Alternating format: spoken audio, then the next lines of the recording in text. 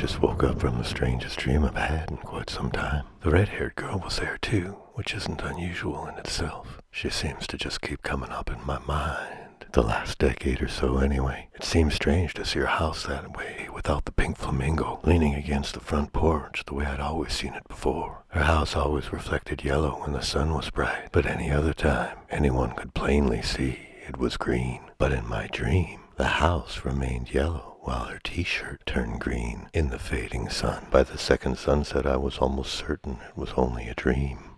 Seeing that the house had been sold, it was only a matter of time.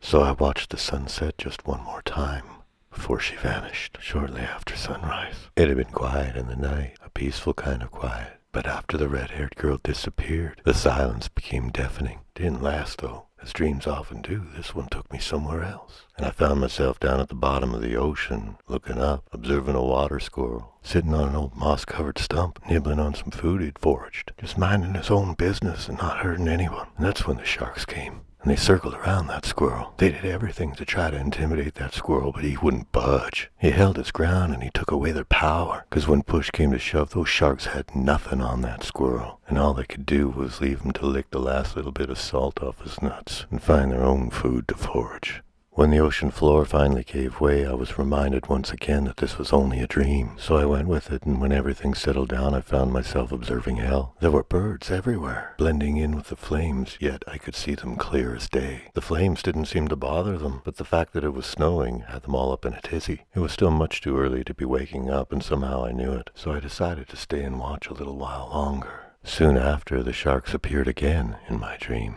Being so concerned about the snow, the birds didn't even realize the sharks had arrived. The sea monkeys reminded me once again that this was only a dream. I'm jumping ahead a bit, but a third time the sharks appeared in my dream, this time appearing to pose a threat to a protective mother. But again to no avail. Mama wouldn't budge. But another thing happened. Her baby learned not to give in to fear, and as a matter of survival, we must forage on, no matter where we find our food.